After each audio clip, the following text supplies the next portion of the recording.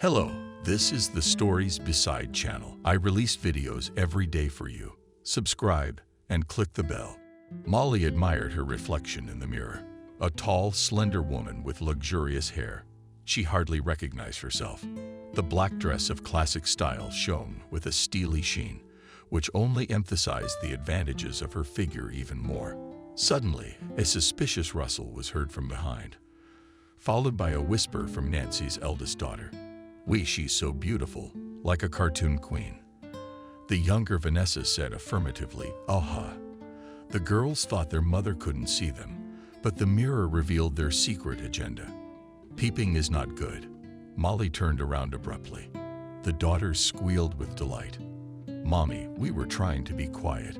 We just really want to see it all too." Vanessa messed up her nose, "So you can hear it from 3 kilometers away." Molly grabbed the girls in an armful and kissed each one on the sun-scented top of her head. "Wendy, Vanessa, the message had nothing to do with it because the mirror gave you away." The older girl walked over and immediately clapped her hands together. "Oh, you can see everything. And we thought you wouldn't notice us." Suddenly, the little girl's voice faded. "Daddy's coming." After the sisters had secretly entered the parents' bedroom, the door remained open, so no one noticed the appearance of the head of the family. Stephen tried to give his voice a cheerful note, but his face expressed dissatisfaction. "Who's distracting our mom? Come on, shoo kittens to your room." The girls looked at each other and ran out of the bedroom.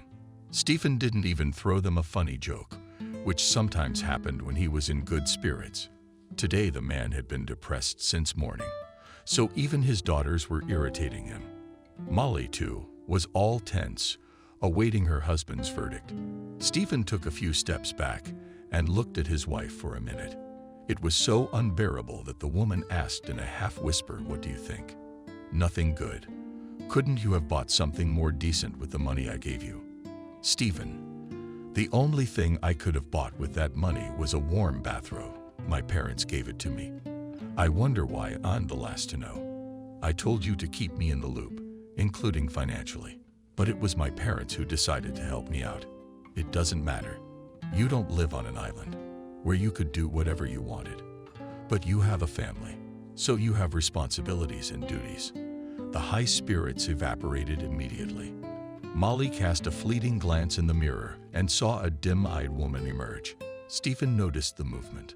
Look at yourself without averting your gaze. Now you understand why I always attend important events.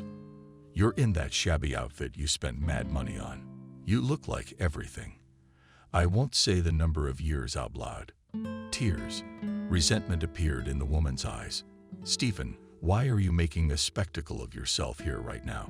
You should have gone to your own corporate party. If you're embarrassed of me, I didn't stuff myself into the company." The man jumped up to his wife and looked into her face. "You're still raising your voice.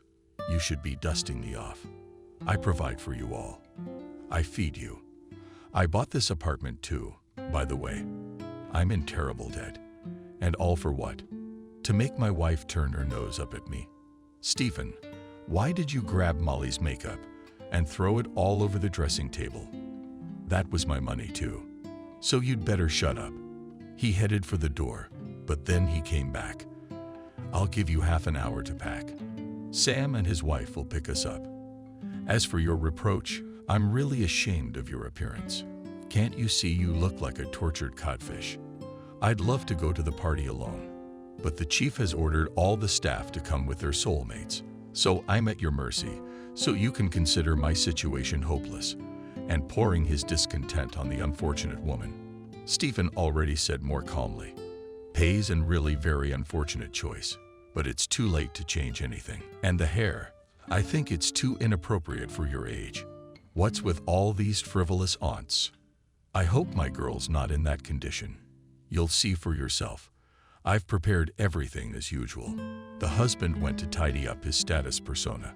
Molly remained standing in front of the mirror, and she wanted more than anything to tear off her dress and fall into the cushions and let her tears flow. But there was some truth in their reproach to Stephen. She was indeed entirely dependent on him. After all, even for the necessary feminine trifles her husband allocated her monthly funds. And after every trip to the store, she presented him with receipts. And this had been going on for almost 10 years. From behind again, there were light footsteps. The daughters nestled against their mother, as if they wanted to comfort her. And the eldest, Nancy, whispered, "Mommy, and trust Daddy. You are the most beautiful in the whole world." And he scolds you on purpose because he is afraid. What is he afraid of? Don't you understand? What if while Daddy's at work, the Tsarevich comes and takes you away with him? It happened. Remember in that story you read to us, Vanessa, the other day? Molly laughed. Well, I'm not Sleeping Beauty. And there are no princes and princesses among my acquaintances. Anyway, go to your room. Daddy's gonna come in and swear at us again. This threat was followed by an immediate reaction. The girls flew out of the room with cosmic speed. Left alone, Molly corrected her makeup. She once again critically examined herself in the mirror. What a mess of hair on her head. In a minute, the design was evil. There was no trace of it. The woman went through her long hair and then invented Strand's beautiful herringbone and laid the braid on the side. It really did look better that way. For the umpteenth time in just one day, the woman caught herself thinking that agreeing with her husband in everything had become a tradition for her. She had grown accustomed to obediently following his orders, accustomed to his perpetual displeasure. It had gotten to the point where she was afraid to move at night to avoid waking Stephen. But the worst was that her husband takes such servile behavior as a norm. And not so long ago, things had been different. How could she not have noticed her transformation into a slave? This was not the first time Molly had faced this question. After all, 10 years in the scale of one human life is a long time. But it so happened that Stephen imperceptibly became for her not only the main person, but also the ruler of her fate. Unfortunately, she realized it too late, and now she has to bear all the insults and humiliations without complaint. But all this she is ready to endure only because there is a hope that one day she will see again that kind Stephen, who for her was from childhood the standard of a real man. Molly was too young to remember the details of their first meeting, but Jenna loved to recount how her 3-year-old daughter had declared to the world when a new boy was brought into their group, "This is my friend," to affirm that right.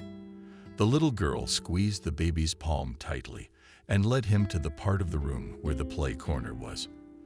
The pupils of the younger group fell silent, and the adult witnesses of this touching scene smiled reproachfully. But no one objected to this distribution of roles. Then Molly was not distinguished by a soft character, and on any aggression on the part of her peers responded sharply. And her methods of fighting with opponents allowed the use of brute physical force. Therefore, Jenna often had to blush from the unworthy behavior of a small bandit. Christopher, learning about the mischief of his heiress, proudly declared our vein. "Therefore, we have no weaklings in the family." Jenna always said to such praise, "Next time you'll go after your daughter. I can't be the only one to take the blame for her bad upbringing."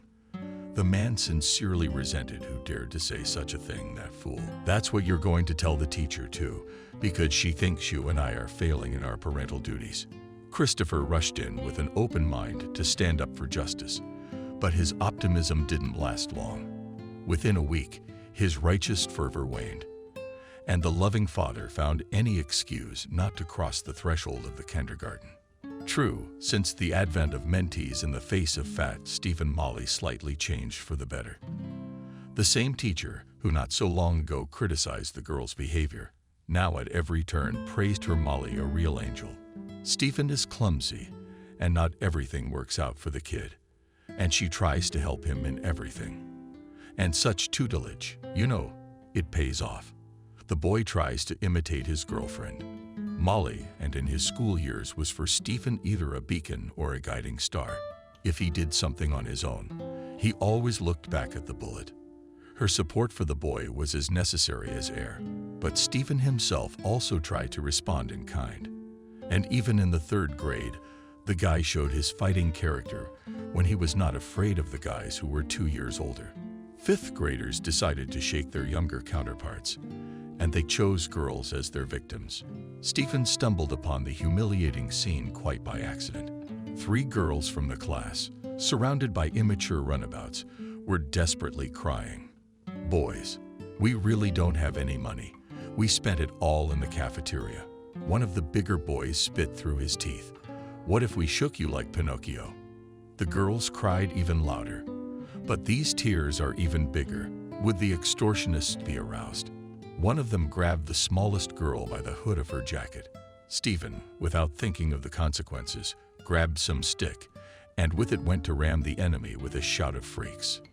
"Let the girls go." The hooligans clearly did not expect such a turn of events and rushed away. Saved classmates then told everyone about the courage of Stephen, and the young hero was embarrassed by his sudden popularity. True, his moment of fame was short. When the novice bandits realized that screwed up in front of the 3rd grade, they decided to take cruel revenge on him. And the next day, after the landmark rescue of girls under the eye of yesterday's hero painted a huge black eye, the rescued girls sighed and rolled their eyes prettily. "Stephen, you got it for us too. Now you can cheat off me at home for the whole quarter." In math, the 2nd classmate wanted to drag him into a sick dance class, but Stephen delicately refused all kinds of help and proudly said bruises are nothing. Scars adorn the face of a real man. But Stephen's popularity did not endear him to Molly. When classmates started circling him like flies, she seriously warned them. "He's my friend. We've been friends since kindergarten. And just because Stephen protected you doesn't mean he's going to hang out with you." The classmates didn't have to repeat themselves twice, and they quickly refocused their attention on another subject. But Stephen had already gotten a taste of popularity, and he was angered by Molly's interference. "Why are you meddling where you're not wanted? Maybe I don't want to be friends with you anymore." That statement annoyed him, but it didn't frighten Molly. The girl stopped paying attention to Stephen, and access to her notebook was closed to him. Of course, he could have moved to another desk, and many girls would have been happy to have such a neighbor. But something told him he shouldn't make it public. The relationship with Molly was ruined. The tense situation resolved itself. All the holidays at school were celebrated brightly, but with the involvement of their own talents. When the program of the Defender of the Fatherland Day event was drawn up, all that was left was to find worthy presenters. At the Pedagogical Council discussed various candidates, but the principal herself unexpectedly suggested that we're racking our brains here.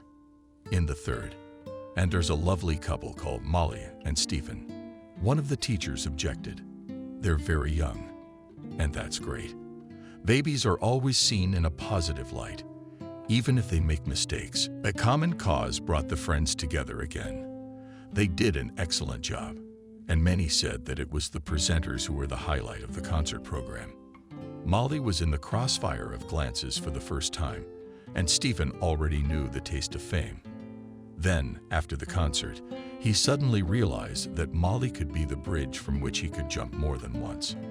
This discovery both shocked and pleased the ambitious boy. He held out his hand to his girlfriend. "Molly, I'm sorry, I was wrong. I said some nonsense to you." The girl was embarrassed. She didn't expect Stephen to say such things. It was out of character. "Come on. Forget it, Stephen. I'm not angry."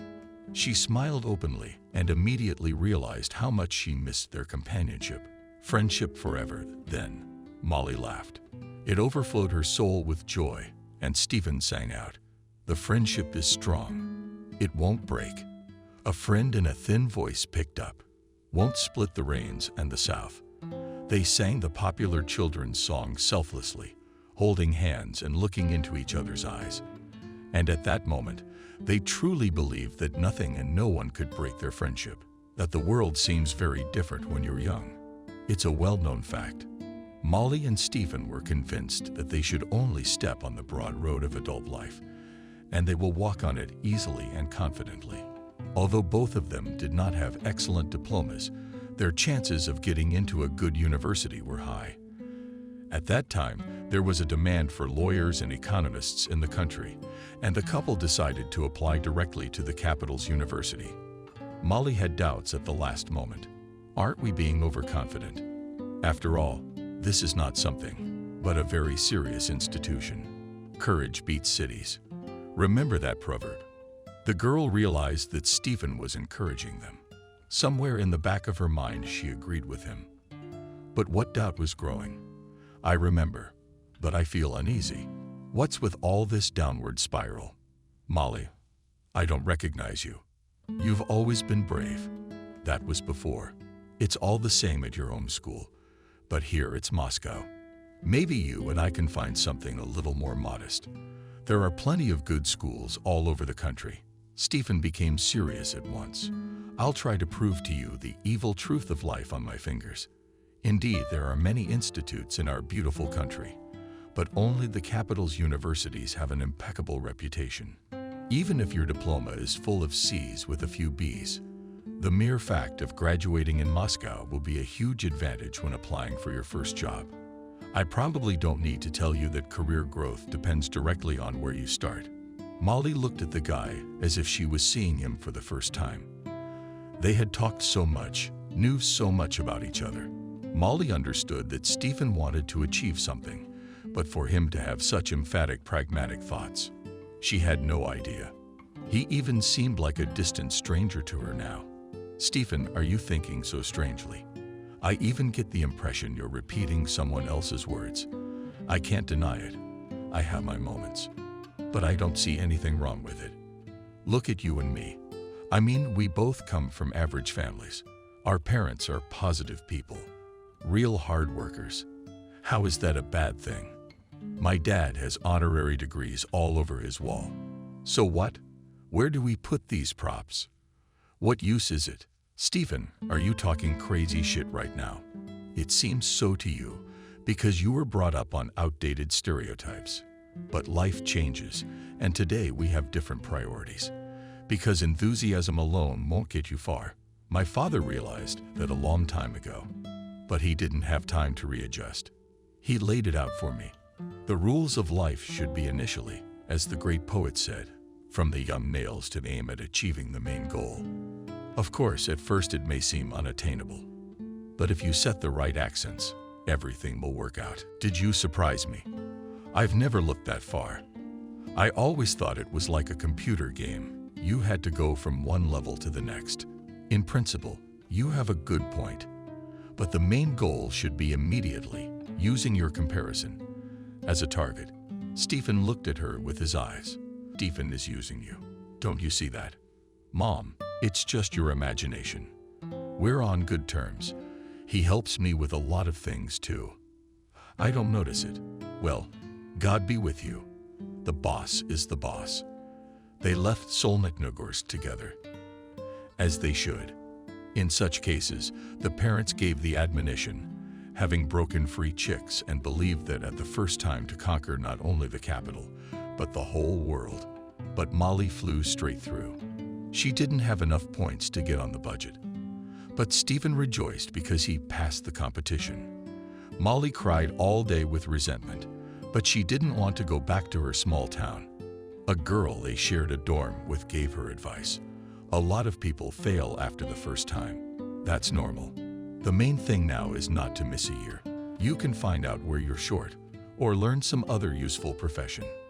This option interested Molly, and she went with her neighbor to look for an educational institution. For a whole day, they passed more than a dozen colleges and schools, but everything was already packed to the brim. And only in one college of food industry there were a few free places. But the girls, tired of searching, were satisfied with the result. Molly thought that Stephen would be pleased when he found out that she would still study in the capital. The girl decided to tell him this happy news over the phone. But her friend's reply was a shock. You realize that college is a judgment. Now everyone will look at you as incomplete. I wish you'd come home. You could try again next year. Molly tried to change her friend's mind, but he firmly believed he was right. The girl called him several times, hoping for a meeting. But Stephen each time found 100 excuses to keep the date from happening. Evelyn, the girl they went to college with, noticed. I think your date is embarrassed of you. He's my friend. We didn't have any of that. And it's too bad. No matter what anyone says, but guys like consistency. Yeah, they might have an affair with your girlfriend on the side. But God forbid they get something they used to think was theirs stolen from under their noses. What are you implying? I'm not implying anything. I'm telling you to make your Stephen worry. You're an attractive girl, and you can have suitors. Evelyn, do you think it'll work? Are you sure your friend's gonna come running? How do I put this plan into action? It's very simple. Evelyn's method was simple, but most importantly, it required nothing. The executor was also quickly found. Molly was being courted by a guy who was nearing the end of his studies. John was a fan of the Bavarian business and dreamed of having his own restaurant. He was jokingly called the Bavarian Book in college because he knew 1,000 recipes and fascinatingly told about the national peculiarities of the cuisines of different countries of the world. John invited Molly to a cafe a couple of times, and she agreed to keep him company out of boredom. On the advice of a neighbor, the girl began to give the guy signs of attention, and soon he was following her like a thread behind a needle.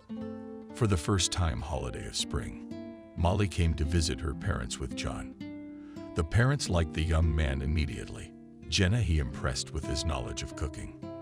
The mother whispered enthusiastically to her daughter so that the guest would not hear. Molly, this guy is a real treasure. He's a treasure. Make sure you don't let him get away so you can bite your elbows later. Mommy John is just a good friend of mine. What is it with you guys?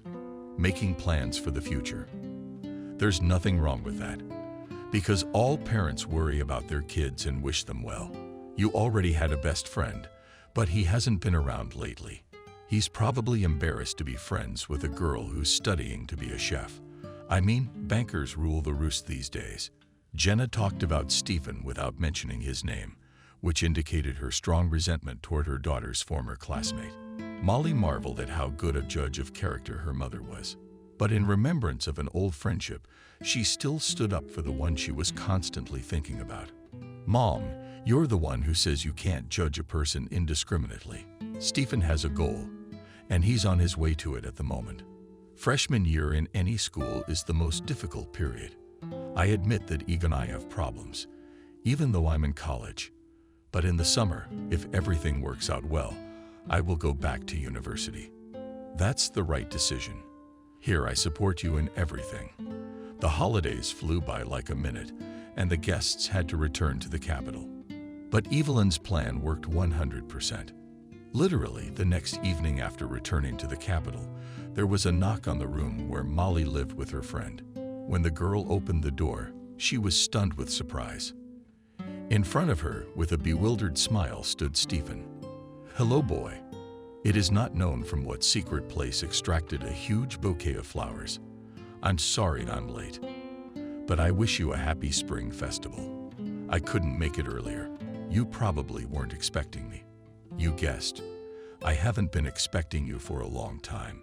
But what's an old friend for when there are so many suitors around? I heard you got a boyfriend. You guys are serious. Molly's heart was ringing with joy. She had no idea Evelyn's plans would bear fruit so quickly. Since when did you become interested in my life? Molly, can I come in? It's awkward to talk in the doorway. Yeah, sure. I'm sorry, but your visit is so unexpected that I'm confused about an old friendship. I mean, you're the one who stopped returning my calls. And since I'm not a vowed nun, I have every right to date. Yeah, of course, it's my fault. But you do realize that the life of a student. The girl interrupted the guest. Stephen, I understand it's hard for you. You sleep 3 hours a night. You have a goal, but you forgot one little thing. I'm a student too. Yes, the profession I'm learning isn't that prestigious. But if there are no cooks, bankers, and other professions will have a hard time. The young man looked at Molly as if he were seeing her for the first time. The girl noticed how he blushed to the roots of his hair. By this sign, she realized that her suspicions were not groundless, and Stephen was really shy of her. Society. But the fear of losing such a convenient and fail-safe defense still overpowered ambition. But soon there was another reason that made Stephen protect his friend from outside influence. The guy was pleasantly surprised to learn that in a few months Molly had learned to cook. One day the girl and her friend asked to visit Stephen. He agreed, but warned, "You just don't fall." "But we have everything Spartan." Evelyn did not hold back and barely crossed the threshold of the room. "This is not a room to live in. It's a real den. Okay, outsiders, please leave. Molly and I will try to make this place look a little more decent." It wasn't 2 o'clock before the occupants, Kingerly looking around, couldn't believe they'd gotten into their room. But even more, the boys were surprised when the temporary hostesses invited them to the table, in the center of which a large pot shone with pristine brilliance. The reaction from the hungry students pleased Evelyn immensely. It seemed to her that another minute's delay, and the boys would go into shock from the increased secretion of saliva. "From what was in your refrigerator, we could only boil borscht. So, dear hosts, don't be sorry for the modest table," but 4 sturdy guys were not up to etiquette, and they greedily pounced on the food.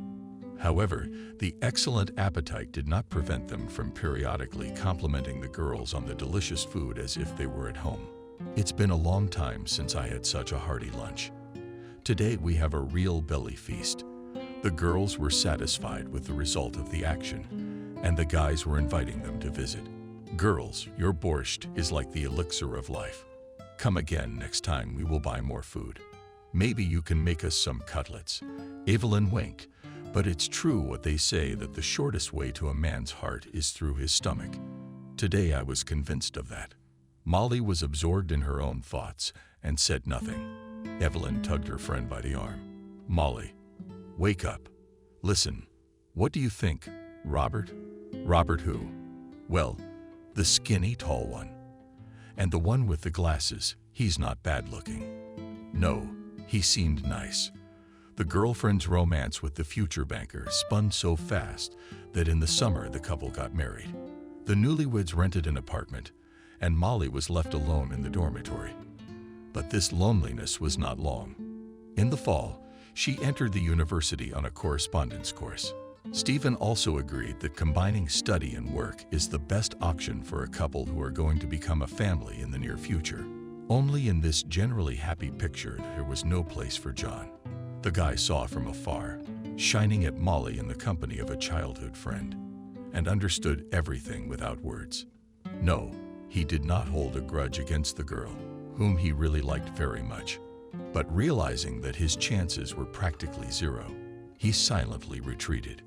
Then he could not suspect that many years would pass, and he would play a major role in Molly's destiny.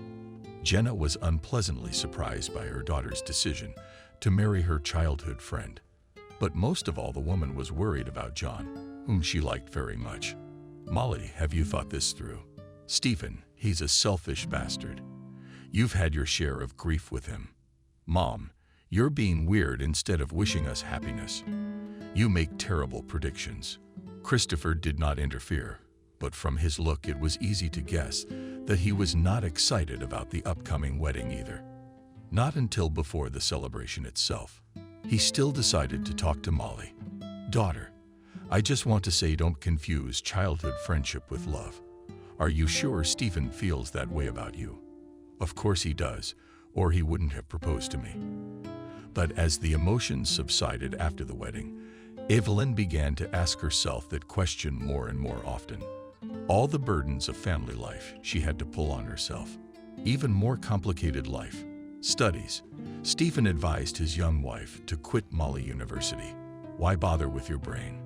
You have a good profession. Very useful for the family, by the way. I love your borscht and everything you make. Stephen, you're the one who told me to go for it." "That's right. But I think right now your only priority is our family. I want my home to be warm and cozy and filled with children's laughter. And what will we live on? Let now our parents help us a lot, but they're not going to be pulling their weight forever. I'm not gonna put that kind of weight on their shoulders. I've only got 2 years of school left. Then I promise that I will do everything I can to provide for my family." Molly listened to her husband's optimistic plans and suddenly asked Stephen, "Tell me honestly, why did you marry me?" This conversation took place during breakfast, and the man almost choked on a sausage sandwich with cheese. Molly, is it permissible to ask stupid questions while eating? Well, most women suffer from this bad habit. But I'll tell you the answer to that. I've never even considered another candidate for wife. You and I know each other well, which is good for our marriage. Then you're a great hostess and a great cook. In short, I have complete confidence in you. Stephen, what about love? Did you marry me for pragmatic reasons? Molly was astonished by her husband's revelations. She had expected to hear from him quite different words, but he did not think it necessary to say them, even for the sake of propriety. The young woman felt humiliated and wanted to tell her husband everything. But Stephen caught her mood and beat her to it. Love is a beautiful word, of course, and I understand perfectly well what a storm is brewing in your sensitive heart. But life is hard, and you can't get very far on love alone. For me, it's more important the material side and everyday life. And lyrics are a secondary matter. So you didn't marry me for love, you married me for convenience. Stephen looked at his wife as one looks at a hopelessly ill person. Yes. What's wrong with that? I'm comfortable with you, and I plan to live my whole life that way. And thanks for the delicious breakfast. The husband still hadn't answered the big question. But Molly didn't dare to ask it anymore because she knew the answer. That day she realized how right her mother was. Everything inside her protested, and the voice of reason shouted, "Get away from him now, or it will be too late later. Where's your pride?" Molly, the young woman, did not heed the call and stayed. It was her first sacrifice, made on the altar of, she thought, of marital happiness. Stephen was a subtle psychologist and realized at once that he had won his first victory. Every day thereafter he methodically suppressed in his wife her own. His dictate was well thought out and from the outside resembled the care of a beloved woman. Another advantageous quality was possessed by Stephen. He always acted proactively, not giving his wife a chance to recollect. Just a year of living together, Molly turned into a mountain maid of her husband. She fulfilled his every whim at the first request. When Stephen found out that they were having a child, he began to control her every move. Therefore, Molly had to leave the university after 2 years of study. Subsequently, she left in work, which gave her at least a small opportunity to realize herself. The only consolation for the young woman were children. A year and a half after the birth of Nancy, Molly again became pregnant. This period was the happiest in her life because Stephen loosened control and she could afford small weaknesses. Her husband simply adored his daughters and made plans for the future. "We're not gonna stop there. You owe me another son." Evelyn was trying to make a joke. "Stephen, come down to earth. We're already cramped in this rented apartment. Are you planning on having a third child? Don't worry, wife. Our living conditions will improve very soon." Molly knew that her husband was not used to throwing words into the wind and waited patiently. She did not pester him with questions because for several years of life together learned that unnecessary curiosity only makes her husband angry, and she didn't want to cause a scandal. One day her husband came home from work in a high spirits. He picked up in his arms, ran up to the neck of his eldest daughter. "Well, my princesses will soon cross. We will have a big apartment in a new neighborhood." Molly was wary. "Stephen, but where did we get that kind of money? Have you forgotten where your husband works?" "That's right, at the bank. I've already taken out a soft loan." "Then we don't have any maternity capital. I even forgot about it." "You should have. We could use the extra money now. By the way, I've already paid the deposit and all the necessary documents. I don't suppose you'd mind if I took care of it." "Sure, Stephen. I don't know anything about legal matters anyway. Besides, you're doing this for the best interests of our family." "Exactly. And I'm glad you realize that. Hopefully, happy news. You're gonna feed me tonight." The woman shook her hands. "I'm sorry, darling. It's really great news. I've forgotten all about it. I've had everything ready for a long time. And the first, and the second, Tonight, I've decided to make chicken vine. Stephen kissed his wife in the heat of the moment. And if you knew how much I appreciate moments like that. I'm Stephen too, and I wish there were more of them. But her husband didn't hear her. He went to the bathroom to wash his hands, from where his joyful voice came. Yes, I have more good news. I've been offered a position as head of security. Of course, I will have to go through some procedures, as it is a very responsible position. Molly handed her husband a clean towel. You'll do great. It's a really unusual day today. I even feel like the sun is shining brighter. All happy people feel that way. And it's very nice to see you happy. Stephen drew his wife to him and kissed her soundly. And it was a very different kiss from the one he had hastily bestowed on the woman as she ran off to work. It was a special time for the couple. Moving into a new apartment had brought them together. And everyone in the family was fully engaged in getting on with their lives. While Stephen disappeared at work, Molly was engaged in minor repairs to help the young family decided and parents. Even Nancy Vanessa tried to contribute to the common cause, but it was not always successful. When the renovations were finished, Jenna wanted to have a heart-to-heart talk with her daughter. Wendy, are you happy? Or are you trying to be? Mommy, have I ever lied to you? Why are you asking me? You look tired. It's been a long time since we've seen each other. You've changed a lot. Have I aged that much? I mean, it's become dull, and you look confused, and you're always eyeliner, as if you're afraid I'll read something in them. Molly sat down on the chair opposite her mother. Her condition was not hard to guess from the way she nervously rubbed the limp tablecloth on the table. Mom, even if I'm not completely happy, but only trying to portray it, there's nothing I can do about it.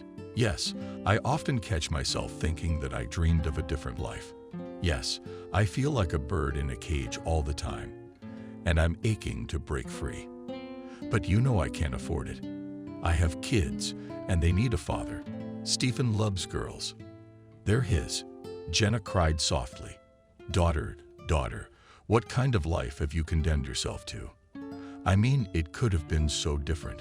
What I can't understand is what happened to your character. You were so stubborn in your childhood and in your youth. Mom grinned bitterly. Do you know the answers to these questions yourself? Yes, it's my own fault for letting myself dissolve into my husband. All that was left of me was a shadow. I sacrificed everything else on the altar of marital happiness. I may have used a strong comparison, but it's the one that best fits the situation. I don't know what to advise you, but remember that you have family who will always help you. Thanks, Mom. But I still have faith that Stephen and I will work things out. Jenna didn't say anything. She felt in her heart that in this way her daughter was trying to hold on to the last hope that was about to disappear forever, like a star in the morning sky. If the first years of married life, Stephen still sometimes hears the voice of conscience. After moving into the new apartment, he stopped listening to it. He felt he was the master of his life, and anyone who didn't agree with this division of roles, he put a lot of pressure on. Of course, it was Molly who got the brunt of it, although the woman had recently lost all ability to resist. But strangely enough, it was this blind submission that threw the man off balance, and he had to make a lot of effort not to spill his irritation in public on his wife during the corporate party. When they arrived at the restaurant, where the event was held on the occasion of the bank's anniversary, the party was already in full swing. After a short introduction of the guests, the chief took Stephen aside. Your wife is a real beauty. Women in general are the jewelry of our lives. That's why they need to be treated with care. Molly felt awkward surrounded by strangers, but she was not bored alone for long. Suddenly, a familiar voice sounded nearby. What a surprise. How nice to see you here. Molly. The woman hardly recognized in the young respectable man Robert, that longtime student who had won the heart of her dorm mate. I didn't expect to see you here either. Stephen didn't tell me you two were working together. You're not gonna believe this, but I'm just a guest at this party. I work for a company that works closely with the bank. What you don't know, Molly, is that your husband was the lucky ticket. Everyone else in our company has a more modest life. though none of us have any reason to complain. Wait a minute. Robert, why are you alone? Where? Evelyn. My wife's like the Flying Dutchman. You've probably heard of it. Evelyn appears like a mirage, then disappears. She's currently in Italy. You may not know that my wife owns her own restaurant, but that's not enough. She's got her sights set on a whole chain. Molly felt a painful tingle under her heart. She wanted to ask Robert something else, but Stephen returned. He nodded casually to a former classmate. Hi, we'll talk later. The husband wouldn't let go of Molly's hand. Stephen, where are you taking me? By the way, I'm hurting for nothing. I told you to keep a low profile. Now I'll find our place, and you'll wait patiently for me. The organizers refused from the traditional long table, and all the guests of the feast were seated at separate tables in groups of 6 people, so that the participants of the feast did not get lost. Each seat was marked coquettishly with a name tag. Stephen quickly looked up her last name. See, it says Smith. That's you and me. Sit and wait. I hope I'm allowed to go to the bathroom. Your irony is misplaced. Sit down. There's someone else I need to talk to. Her husband's behavior made the woman furious. She could barely contain her emotions. Stephen, why all the trouble? Why did you bring me here to ridicule me? So that I would be alone. As a scarecrow homogeneous not already sick of everything. The man shook his wife's hand and sang in her face. Imagine, I'd better be quiet too, otherwise I won't vouch for myself. And I'll deal with you at home. Never before had Molly seen her husband in such a state, and his last words really scared the woman. Around her there was a buzz of merriment, toasts, and congratulations, but Molly felt walled up in a vacuum pack. She raised her glass along with everyone else, but barely killed it and put it back down before eating. The woman was not moved at all. Stephen, on the other hand, was very active and hardly ever sat still. He was having a blast on the patch near the bandstand. Molly immediately noticed that a gorgeous blonde in a gorgeous dress of sky blue color did not move away from him. At first, she did not pay attention to it, but during the next dance, she noticed how the strange woman pressed against her husband. Stephen's hand at this moment was below the partner's waist. Evelyn felt so disgusted. She wanted to wash off that fake filth, but it was uncomfortable to leave the table defiantly. She turned toward the dance floor, but neither Stephen nor that lady was there anymore. Noticing that no one was paying attention to her, Molly left the table. Only an unfamiliar man who was sitting next to her, but never paid her any attention. Regretfully said, "Where are you going so soon? The evening is in full swing." "I'm sorry, but I have to go." Molly went to the ladies' room to wash her hands, but she noticed a couple in a dark corner near the closet, hiding from prying eyes. The man and woman were comfortably seated in armchairs, but from their voices she recognized Stephen immediately. "Well, bear with me a little longer. Now is not the time to change anything." A hot female whisper was heard in reply. "Stephen, I've been patient for 3 years. Believe me, I can't have that old man around me. I'm sick of hiding these secret dates and all that. Emily, believe me, I want to be with you too. I have for a long time. But if your husband knows about our meetings, I'll be buried alive." The blonde laughed softly. She has long known everything, but always forgives me little pranks. Why? Because, sorry, this is a very delicate subject. Let's better run away from here to our nest. And I can't. I'm there now, my wife. Be patient until tomorrow. Molly did not wait for the end of the conversation, and remaining unnoticed by the lovers, returned to the hall. There was an open terrace in the restaurant, where the already quite tipsy crowd was having fun. No one paid attention to Molly, and she slipped outside. A light breeze condemned her slightly, and she began to contemplate her next steps. But all plans were too bold for her to carry out. "It's all right. I'll tell him what I think tonight." The girls were already asleep, and Molly thanked her neighbor on the playground, who sometimes kindly agreed to look after the small templates. The large cash bill quickly disappeared into the folds of the elderly lady's clothes. "Molly, Thank you. By God, it costs me nothing to do you a favor. All the more pleasure to do it, because your little ones are very obedient girls.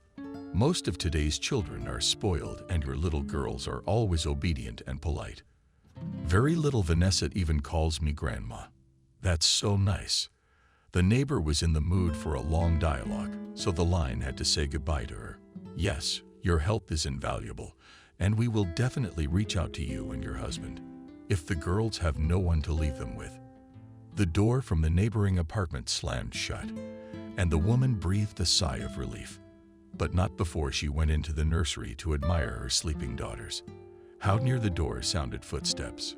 Molly immediately guessed that it was her husband. The sound of his footsteps did not bode well for her.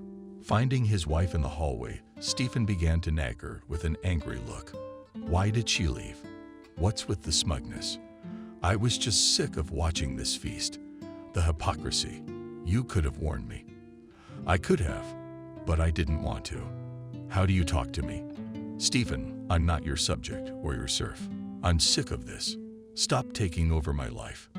Even so, the man never took his eyes off his wife, which didn't promise a quiet evening either. Since when did you become so independent? Why such a bold claim all of a sudden? From the fact that I saw with my own eyes how you and the chief's wife were treating. Oh, you also watched me well. You want the truth. There's nothing left for me to do. How to seek fulfillment of my male needs on the side, because you're like an Egyptian mummy in bed. You're useless, and your borscht and cutlets are getting on my nerves. Husband's insulting words. Melissa's slaps became on the face. A tight lump went to the throat, and Molly felt that she was choking. Stephen, you're the one. It's all coming down on me. What are you? A brainless sheep to blindly obey my every word. But I thought, and I figured it out. This conversation is over. And it's a good thing you found out today. The end of our family drama was inevitable anyway. Going to cook your borscht somewhere else. Although you can stay here as a housewife. Stephen Evil laughed in her face. Think about it.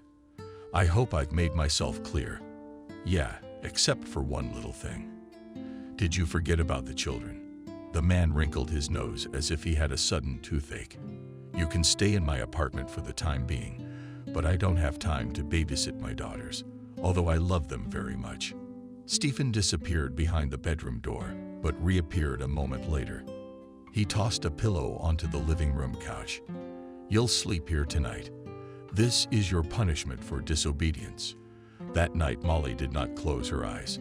She was scrolling through the chronicle of yesterday, by seconds remembering the beginning of their married life, but she never realized when exactly the process of destruction was started. That her softness was to blame for everything, she no longer doubted.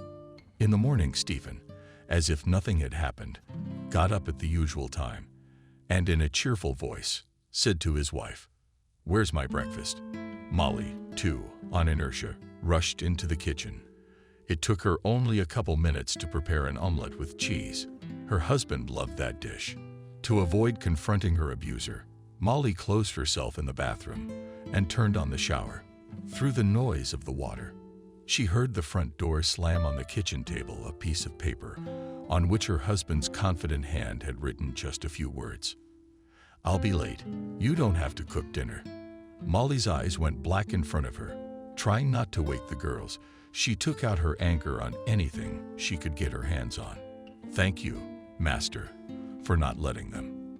Not cooking you dinner, and it's a good thing you showed up late. You're better off with that blonde than with your wife. She doesn't stink of borscht like me." Evelyn half-whispered promises of anger accumulated over the years at milk cartons, canned crumbs, apples, and cabbage. She larded the produce with some kind of exasperation with a knife and then sent it into the trash can. The splashes flew in different directions, and soon colored, juicy rivulets flowed from the walls. Letting off steam, the woman was pleased with her work. "That's just great. Now I must do the same with everything that comes my way. As my mommy likes to say, it's a start." Jenna understood without a word. When she saw her daughter and granddaughters at the door, Molly's eyes lit up. It was obvious from her demeanor that she was excited. Meet the guests, of course. My precious ones come through. Jorah, look who has come to see us. Christopher kissed his daughter and granddaughters.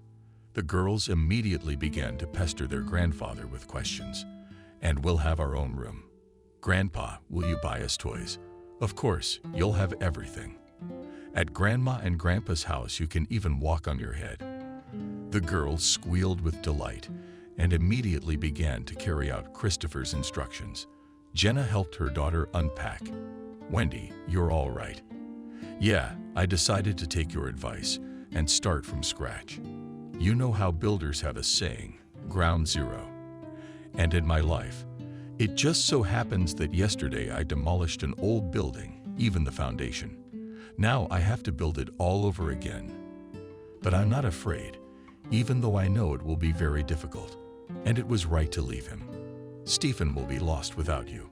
Mom, he found a replacement for me a long time ago. I don't think there's another woman like you in the world. No woman would put up with an arrogant man like your Stephen.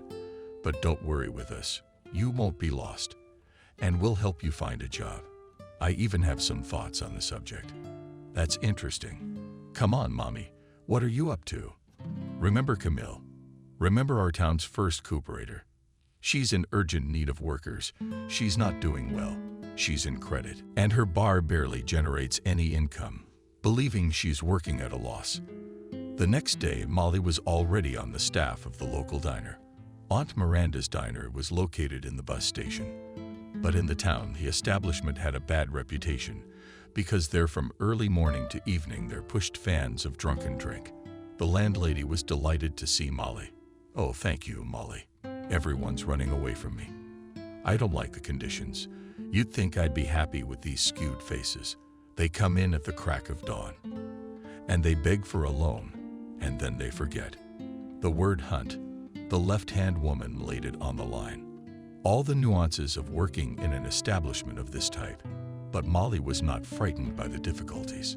She studied the peculiarities of the job for a few weeks, and then she told the landlady, "Why don't you sell baked goods? You could even organize a hot meal here." After all, there is such a flow of passengers at the bus station. Miranda gave the new employee a condescending look. "Do you have a Barbarossa plan?" "Of course, from the outside. Everything looks good. But what I made from the tent pies, believe me, much more than on the trade of beer drink. Look, I've done some calculations." Molly handed the landlady a notebook and sheets of paper with figures. She asked in surprise, "Are you familiar with this business?"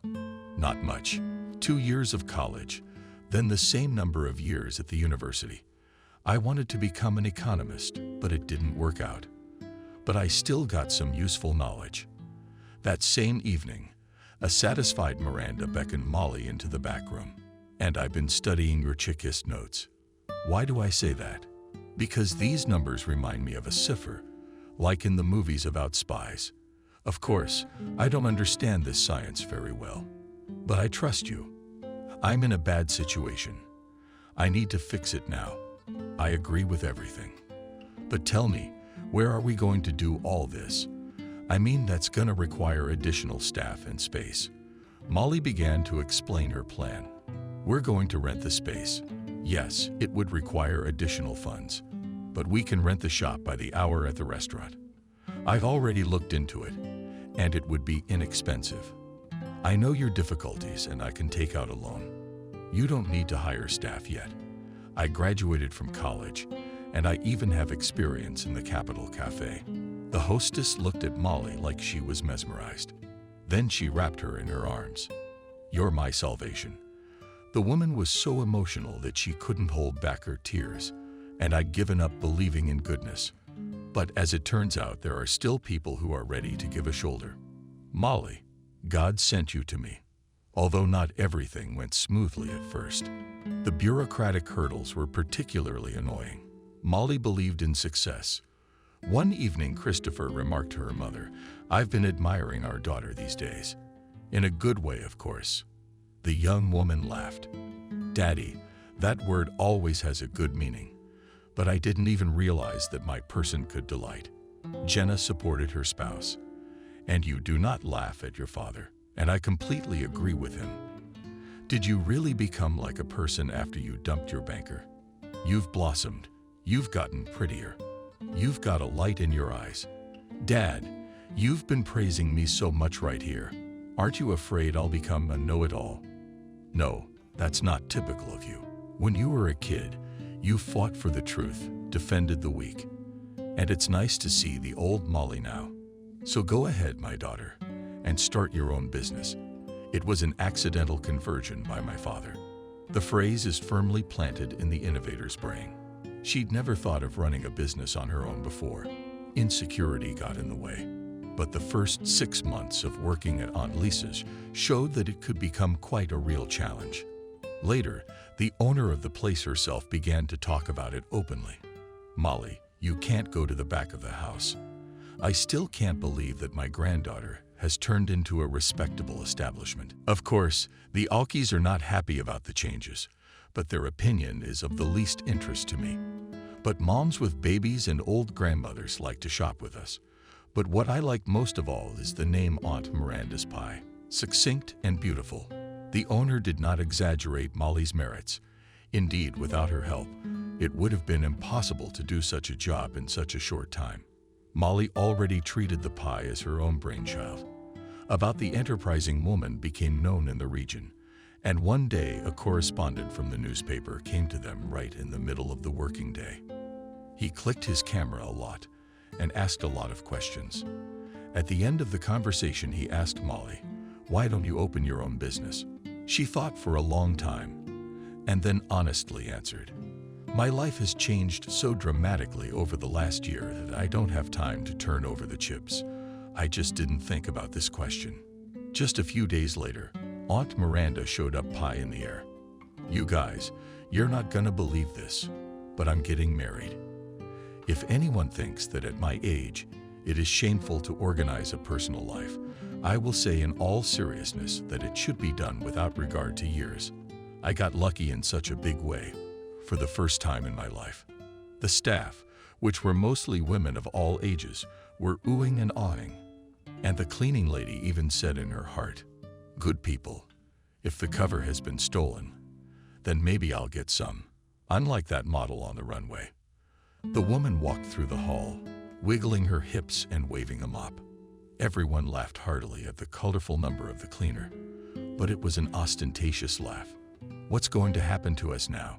Miranda, if you leave us, I don't think the new owner will want to keep us. Girls, don't be harsh on these. I assure you that you will not end up on the street, because your new owner will be Molly. So please love and pity." It was so unexpected for everyone that in the spacious room there was such silence that the hum of the refrigerator seemed like the roar of an airplane. But it was Molly who was most shocked. She tried to object to the hostess, but she invited her into her office with her crowning gesture. "I was so excited to surprise you, and I think I succeeded."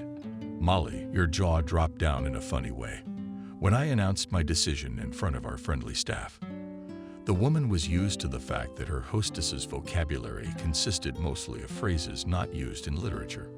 What struck her most was the tone with which she was now uttering them. Miranda's whole being and was imbued with sadness.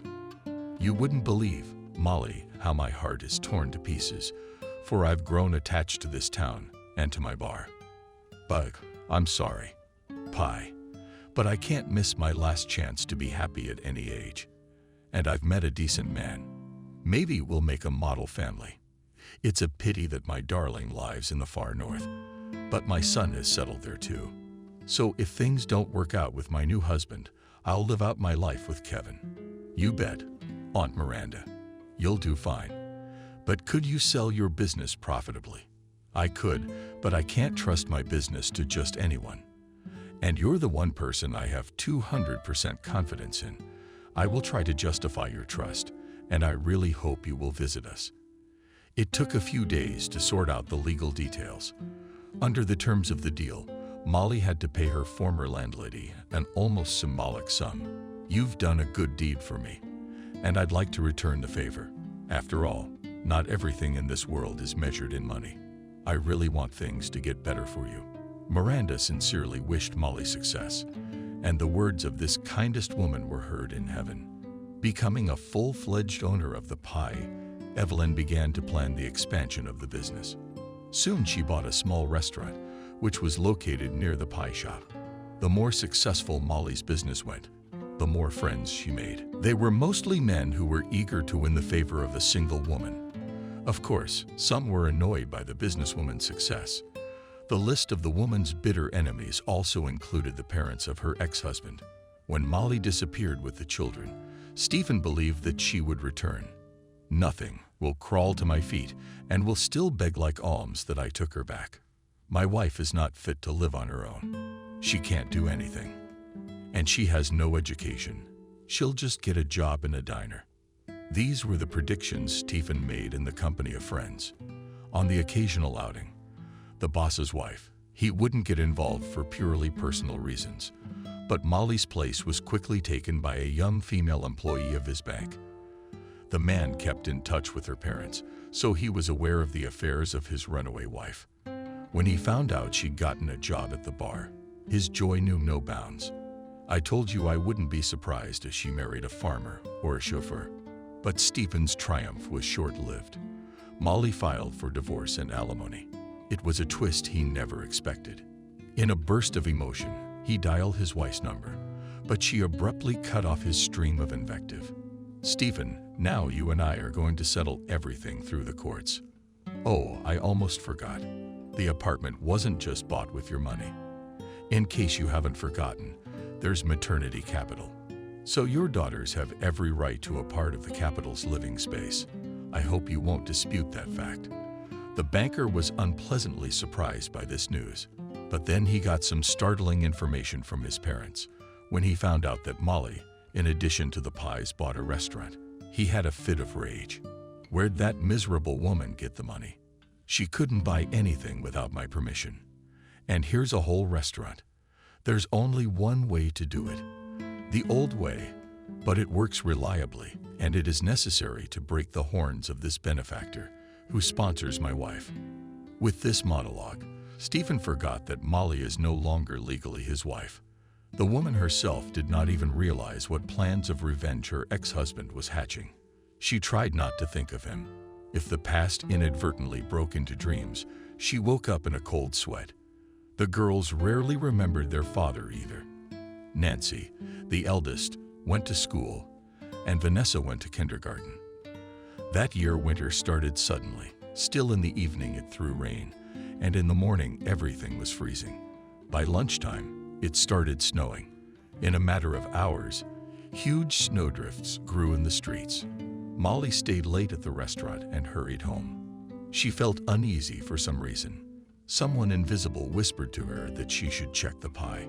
To cheer herself up, the woman said out loud, "It's only 200 meters away. I'll go check it out just in case. God forbid, a short circuit or some other nonsense, gusts of wind or steel directly in her face, and it took her half an hour to travel the short distance along the line. But barely had she reached her destination, a new surprise hit her. She saw a human figure on a bench, almost completely covered in snow. It was a man. I'd given him a bad case of the booze. My God, he's going to freeze. Is it possible to get drunk to the point of unconsciousness? She began to shake this man, who was not at all like the local lovers of strong drinks. The man was wearing an expensive coat and brand-name pairs of shoes. The odor of good perfume interrupted the unpleasant smell of booze. The man did not respond to her active actions. He only mumbled something inaudible and took a few deep breaths.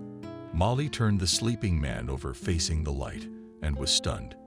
In front of her was John, whose existence she had already completely forgotten.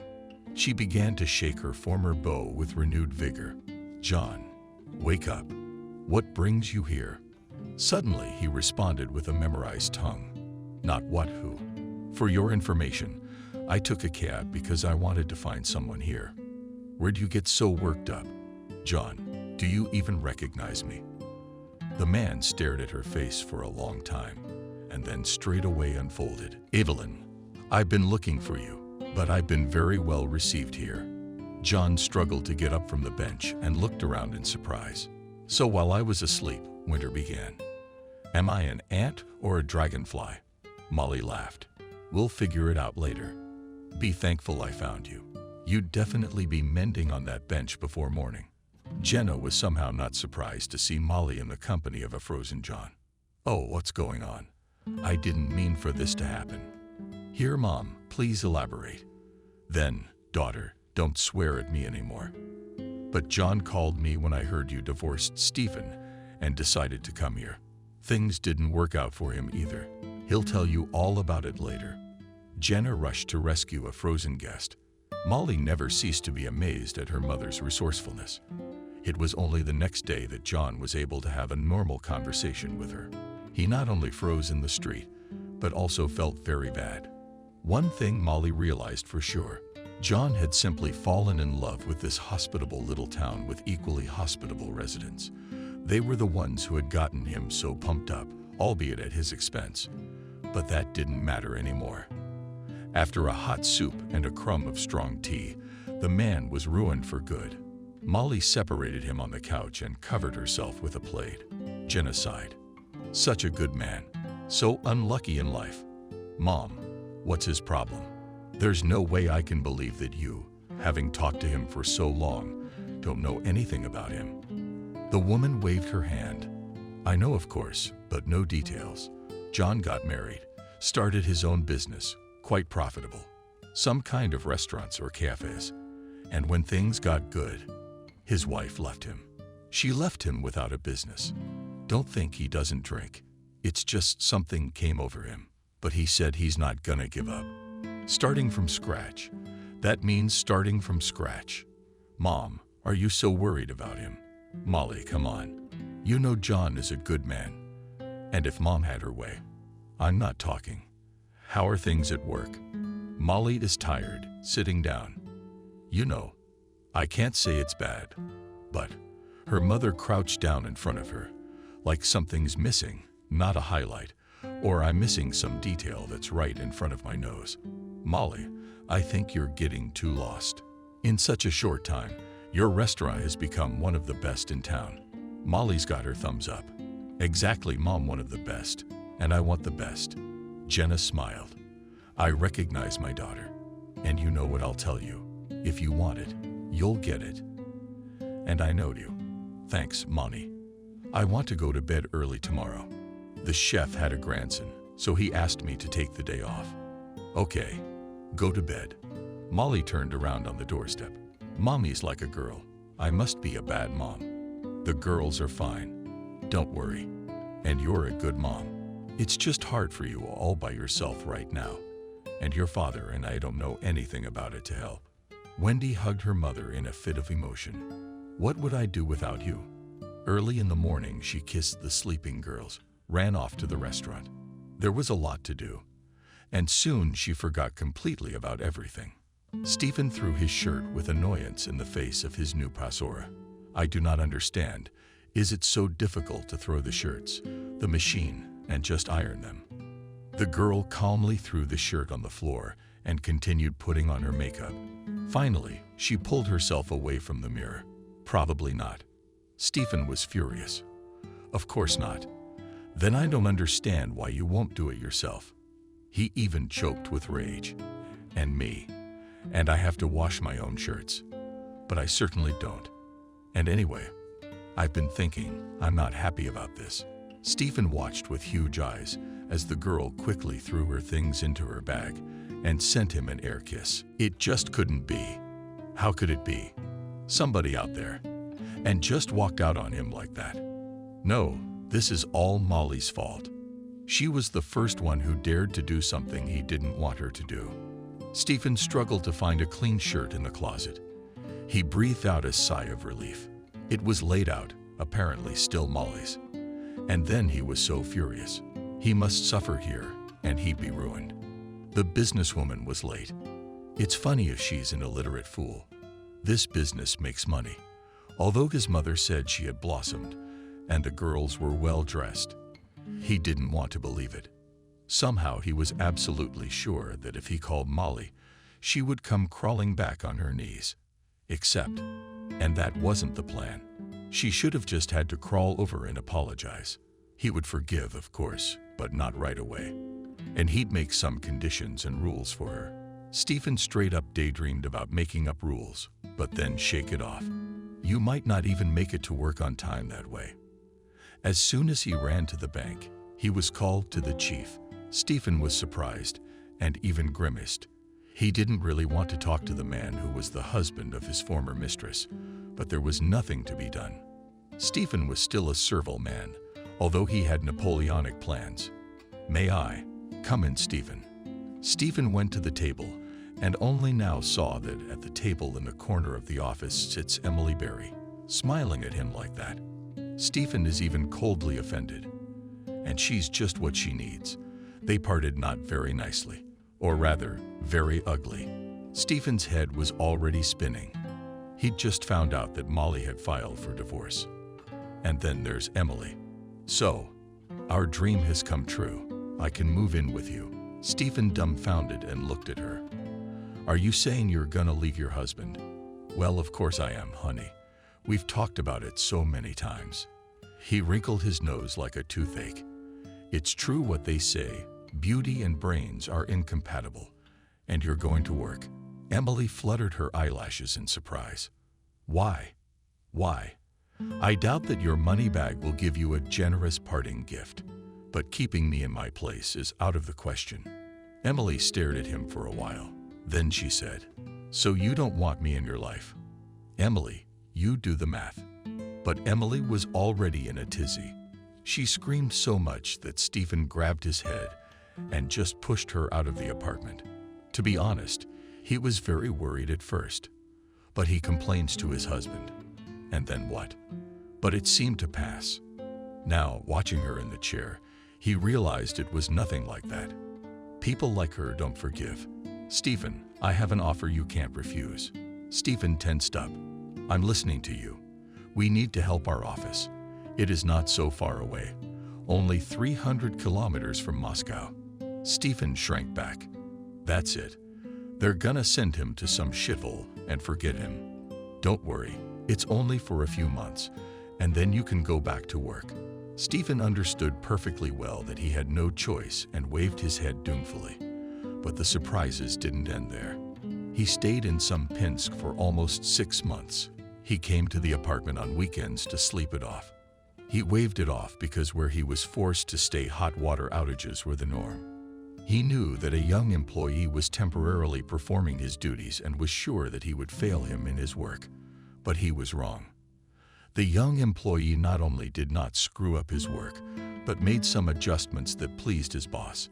Anyway, when Stephen finally returned, he was left with his hands in the air. Sorry, Stephen, but your successor is doing a much better job than you. What am I supposed to do? You promised I'd get my job back. But you don't think I came back to my position at the expense of the bank. You can go back to your old position, or you can look for another one, if you're not happy with it. Stephen wrote his resignation letter in the full belief that he'd be ripped off. But of course that didn't happen. He blamed Molly for everything, absolutely everything. He had a thought in his head that he should go and see how she was doing, especially since he had kids there.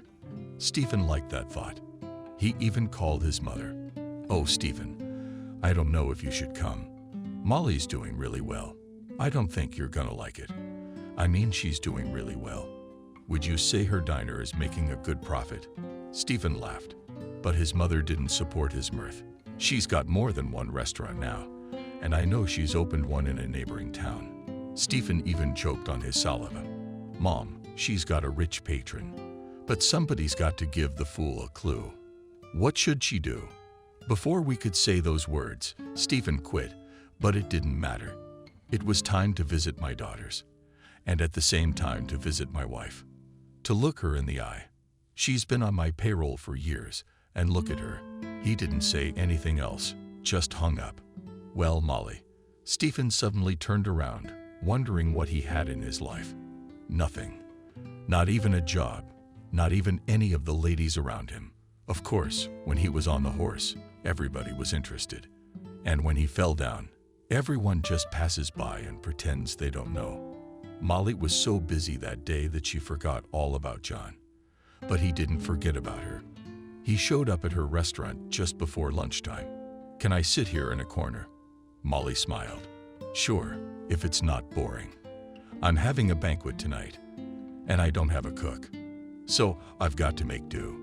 John resolutely took off his jacket. "There's something to change into." Molly looked at him in amazement. "Jesus, I'd forgotten that you're the best chef ever." John modestly conceded. "Well, I guess you're exaggerating, but I can do something." In the evening, tired and both happy, they accepted praise from the visiting guests. One of them came up to them. When everyone was leaving, "I live in another city, but I really liked it here. What if I invite your team to my mansion to prepare everything for an anniversary for about 100 people? As you know, money is not a problem." John and Molly looked at each other. The woman immediately thought that the same immediately could buy a new oven. And a lot of other things. After a couple of weeks, Molly decided to ask John what their future plans were. "Molly, I don't know what to say. Let's talk like adults." Molly blushed for some reason. Jenna immediately hurried off on some important business. "Okay, let's do it." She realized that talking about work wouldn't be the end of it, but she was ready. Every day, Molly realized more and more what a mistake she had made. Once upon a time, John was the complete opposite of Stephen. Nancy and Vanessa literally never left his side when he was home. If they never even tried to approach their father with their problems, they never hesitated to approach John. "Molly, you know I called your mom for a reason. I didn't just come here. When I found out you'd left your husband, and I wanted to tell you right away, so I wouldn't be dragged down by reticence. I realized when I saw you that nothing has gone away at all. I still want to look at you and admire you. You know, maybe it's for the best that there's nothing keeping me there anymore. I wish I could start over from when you and I first met." Molly stood up, walked to the window. "I don't know what to say to you right now." John jumped up. "There's no need to say anything right now. Let things be the way they are. It's not like I'm asking for an answer. It'll come on its own. And about everything else, I'd love to work at your restaurant." Molly approached him a couple months later. "John," he understood, gave her a hug. "And I'll make you and the girls happy. I promise." Stephen continued to look for work. The money was disappearing at a disastrous rate. Now he didn't understand how this Molly managed to run the house on the sums he was giving her. No, he was not a fiddle. At the time, it had seemed to him that he was giving away very substantial sums of money. Now he realized that to live well, he had to get by, and he'd long since gotten used to that. Finally, luck turned to him, but not in his face. He was offered a position as a petty clerk in one of the banks. Do you even know what position I was in? Of course I do. That's why we've made it easy for you. If you don't like it, you can keep looking. Don't get me wrong. There's no such thing as a bank. And it is one thing when a young, inexperienced employee comes and we invest in him what we need. Or a person who is used to working differently will come to us, and it is very difficult to retrain him. There was nothing left for him to do. How to agree? At least he had time to pay the rent. Then he remembered that there was a court-assigned part of the apartment for Molly and the girls, and that Molly could claim her share at any time. Of course, he didn't believe that, but it was too weird the things his mom had told him about his ex-wife. Closer to summer, he finally got ready to go back to his hometown. He didn't know why he was going, whether to visit his mother or to see Molly. Stephen only remembered that he had children there when talking to his colleagues. All along the way, he made plans on how he'd smear her morally. Clearly, for a town of this caliber, any diner is good. Of course, he'd love to rub her face in every flaw. As luck would have it, his path led through the square where the renovated restaurant was located. Money was tight. Stephen wasn't going to pay, though. Would Molly have the conscience to take money from the man who fed and clothed her for so many years? He parked, took a look around. It's a good location. It's close to the park movie theater. Traffic's good. Molly really did it, didn't she? Stephen's teeth chattered. He clenched his fists. But you'll be sorry you didn't have a quiet life. He pushed the door open with determination. Molly, there's a vegetable delivery, and it's bad. David doesn't want to sign that they're bad. Molly raised her hand. So Molly, be quiet. Molly was the new manager at the restaurant. Young girl, smart, characterful. There was only one flaw in her. As soon as she got nervous, there was a moratorium, so no one could stop her but Molly. Calm down. I'm gonna go talk to David. If Molly had John, he'd be all over him. Well, you know John's out getting new furniture for the banquet hall. I know. I can't wait for him to get here. Molly. On the one hand, it was a shame that so much hope had been pinned on John, as if she meant nothing. And on the other hand, it was a good thing. She'd have to leave the restaurant for a while. This way she'll be completely at ease. John will handle everything. The woman rose heavily from the table. She's 2 months away from giving birth, and she can barely walk. She felt better when she was carrying the girls. Maybe she was younger, or maybe it was the girls. David, when he saw her, he went down. What man could argue with a pregnant woman like that? He got upset and sighed. Signed some paper. David, you promised my restaurant only the freshest. Well, where am I gonna get fresh? And where do I put the old ones? I thought we were paying you well above market price just to bring in fresh. Yeah, I remember. But I have to try to sell my produce. I'll send my son in an hour. He'll bring something else. Molly smiled. What's he got to do with it? He's always looking out for me. She returned to the office, just wanted to sit down. But then Kelly was back in the office. Molly. Kelly, is there a visitor demanding to see you? At the table, at the premiere. What's going on? Kelly shrugged. I don't know. He seemed happy, but at least it's all eaten. God, what kind of day is today? Molly moved and into the hall. I've had a headache since this morning. At home, the flu was calling the girls. Looks like she wants to be sick too, and she can't be sick. She has a son who won't like it. Molly stroked her stomach, smiled. She remembered how John had reacted to the news that they were having a baby. He'd stood there for a while, just staring at her, and then he'd knelt down and pressed his face against her belly. And I thought I'd never hear those words again. I'm kind of at peace with it. Thank you.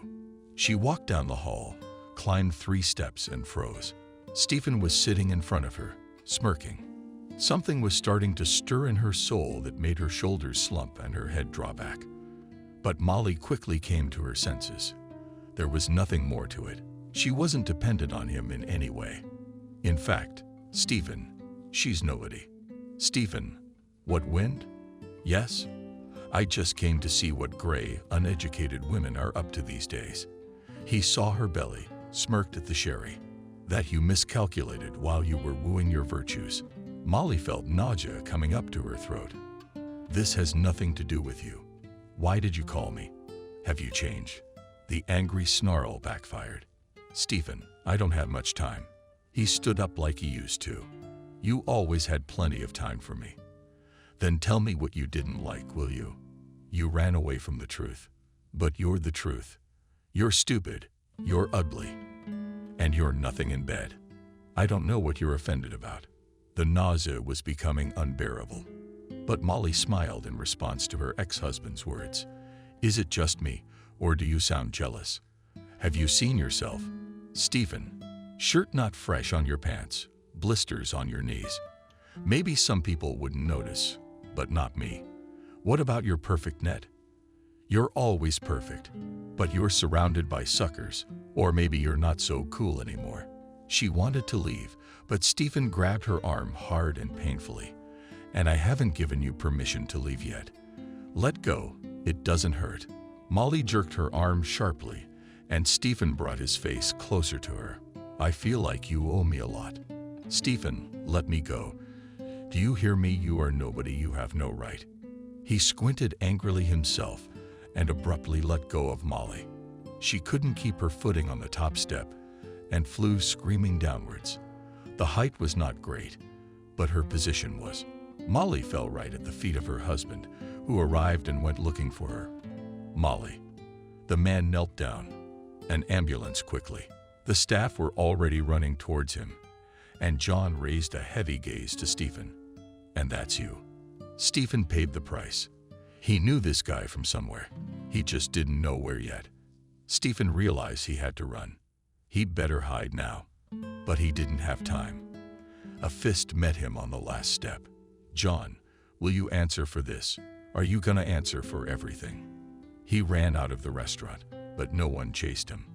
Molly was falling into darkness, and then out of it came an unbearable stomachache. So much I wanted to scream. Be patient, honey, just a little bit patient. Jenna took the girls. Christopher said he'd give his ex-brother-in-law a proper welcome.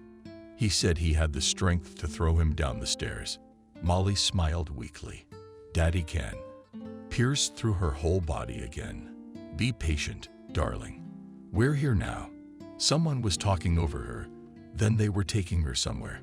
She felt a prick in her arm, and it felt very light. Molly closed her eyes.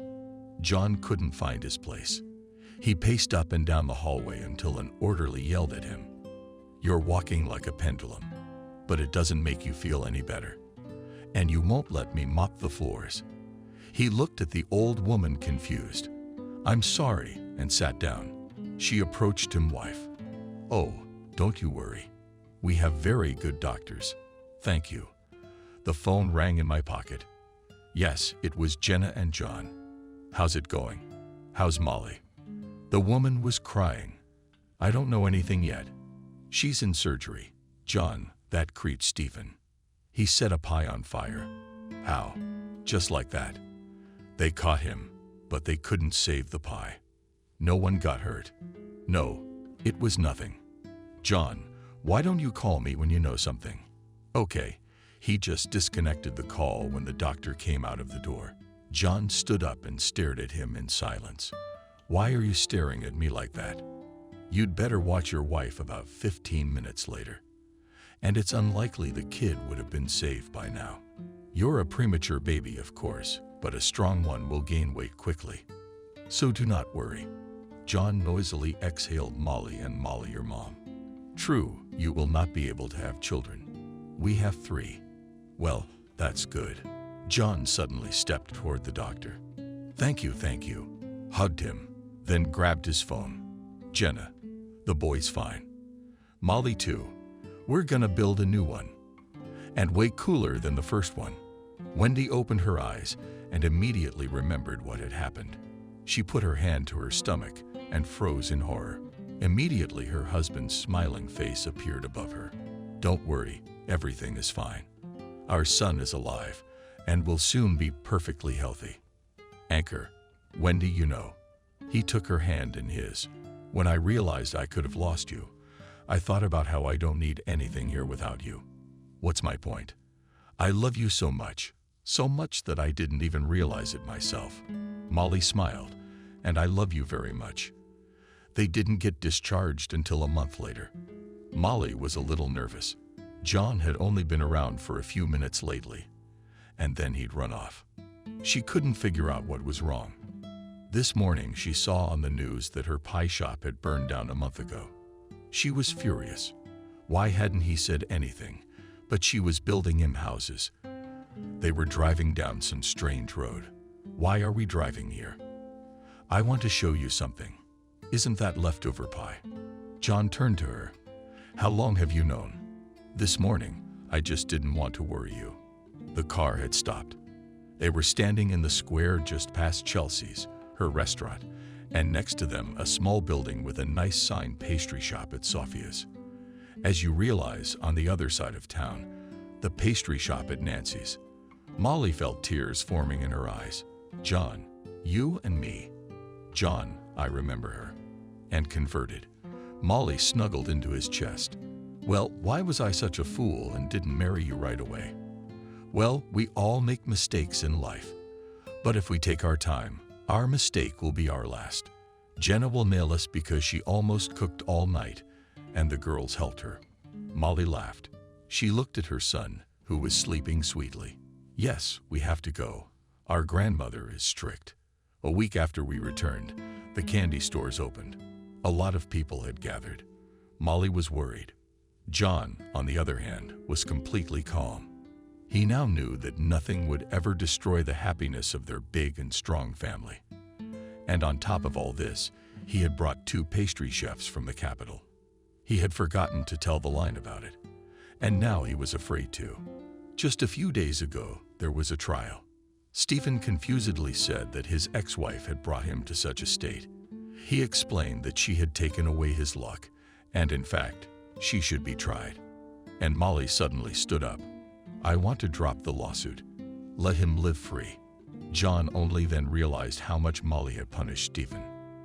At first, he didn't understand such an impulse, and when Stephen stopped next to them and said, it turns out you didn't do the honest rednecks, so I hate your debt now. John stood up, and Stephen quickly headed for the door. John looked at Molly. She finally smiled. What's the matter? Let him suffer a little. It won't last long anyway. John laughed. Yes, you are a dangerous woman. Molly replied with a smile. I'm just the most loved and loving.